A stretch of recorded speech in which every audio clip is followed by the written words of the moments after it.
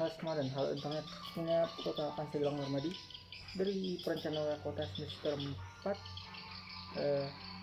Tribulan 3. Nah, di sini kita bakal ngejelasin materi dari Smart City yaitu Smart Environment. Nah, yang pertama, apa sih itu Smart Environment? Smart Environment adalah sebuah konsep yang berfokus pada pengembangan masyarakat dan lebih membumi dan dekat dengan masyarakat. Smart Environment berarti Smart Environment yang berkelanjutan atau yang berarti lingkungan yang cerdas dan berkelanjutan. Terus definisi dari smart environment sendiri itu adalah lingkungan yang pintar dan berkelanjutan, berorientasi pada lingkungan hidup, sehingga terwujud tata kelola lingkungan yang baik, bertanggung jawab dan berkelanjutan. Nah, adapun subdimensinya ada 3 subdimensi dan 3 pilar atau biasa disebut dengan PE atau Protection, Waste dan Energi, di mana program perlindungan terhadap lingkungan, pengembangan tata kelola sampah dan limbah, dan energi itu pengembangan tata kelola energi yang berkelanjutan. Nah, untuk indikator dari smart environment ada 8 indikator. Nah, untuk indikatornya itu ada penyediaan ruang terbuka publik, pembuangan dan pengolahan sampah, penertiban kawasan kumuh atau plan-based nih yang menjadi masalah dalam pengembangan smart environment, di mana plan-based itu memakan banyak area. Nah, terus ada pengembalian fungsi sungai. Nah, pengembalian fungsi sungai ini berkesinambungan dengan penertiban kawasan kumuh.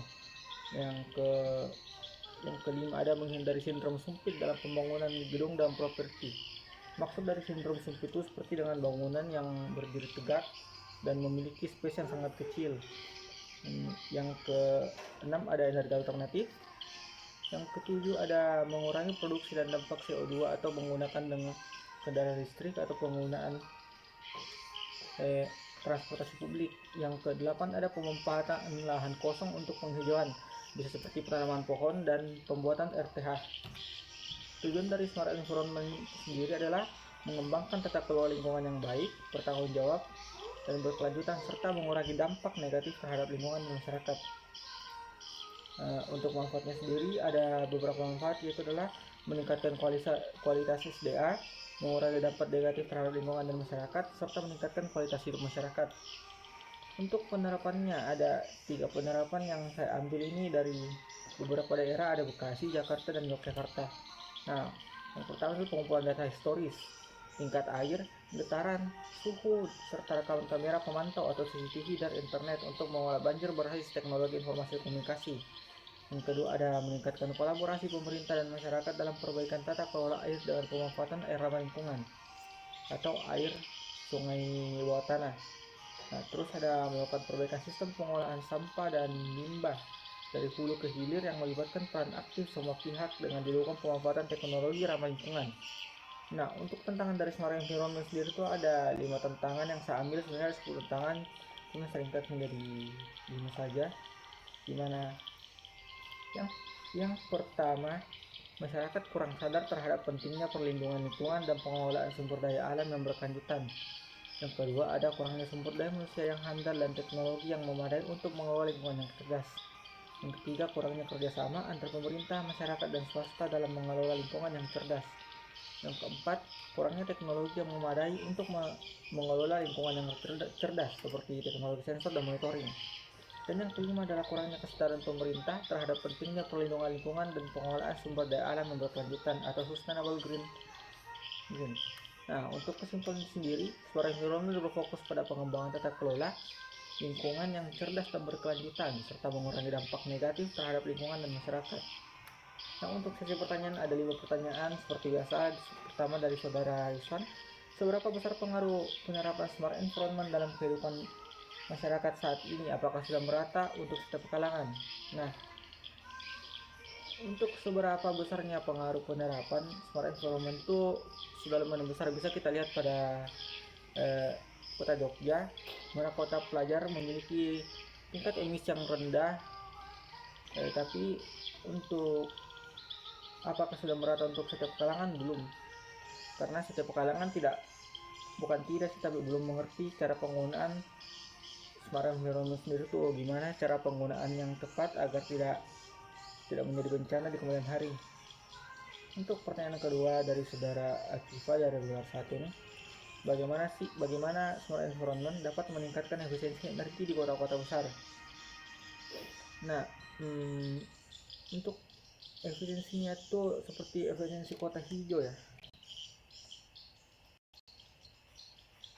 Nah, yang pertama ada penggunaan teknologi hijau. Yang kedua ada penggunaan energi yang efisien, memantau konsumsi energi secara real time menggunakan jaringan sensor yang terhubung. Yang ketiga ada peningkatan efisiensi bangunan. Yang keempat ada penggunaan energi terbarukan seperti yang baru-baru ini sepeda listrik, mobil listrik, dan motor listrik. Yang kelima ada pengolahan transportasi yang efisien seperti penggunaan tram elektrik dan lain-lain.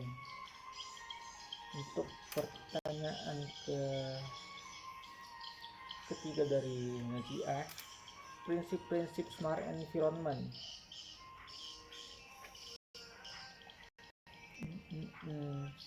Ada 9 prinsip sih, yang dimana ada program perlindungan terhadap lingkungan atau protection energy. Yang kedua ada pengembangan tata kelola sampah dan limbah yaitu waste. Yang ketiga ada pengembangan tata kelola energi yang bertanggung jawab. Yang keempat ada pengendalian banjir berbasis TIC. Yang kelima ada pengolahan sampah cerdas. Yang keenam pengurangi emisi karbon.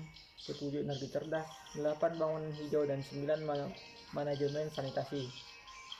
Nah, untuk prinsip-prinsip ini sebenarnya kita udah punya 3 dari pilar, yaitu protection, waste, dan energi. Untuk pertanyaan keempat, bagaimana smart environment dapat membantu mengurangi polusi di kota besar?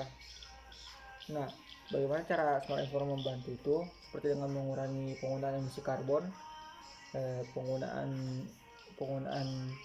sampah yang bisa didaur ulang, dan penggunaan barang-barang lainnya yang tidak menimbulkan polusi atau emisi. Nah, caranya yaitu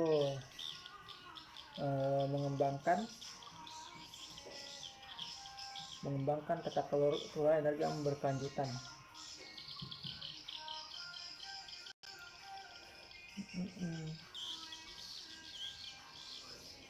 Untuk pertanyaan terakhir, bagaimana cara mengukur keberhasilan penerapan smart environment di suatu kota? Untuk mengukur suatu keberhasilan smart environment di suatu kota, kita bisa menggunakan metode SWOT atau Strength, Work, Opportunity, dan saya lupa. Yang pertama itu adalah mengukur dengan kualitas udara dengan menggunakan teknologi sensor monitoring, dan kedua menghitung indeks kualitas udara yang lebih baik. Indeks kualitas udara yang lebih baik itu berada di indeks 25%. Untuk mengukur indeks kualitas air, mengukur kualitas sampah, mana memonitoring penggunaan sampah. Yang keempat ada energi alternatif, kelima pengolahan banjir, 6 kualitas lingkungan dan keterlibatan masyarakat, ke-8 biaya operasional, dan terakhir ada kesadaran dari masyarakat itu sendiri. Sekian dari saya.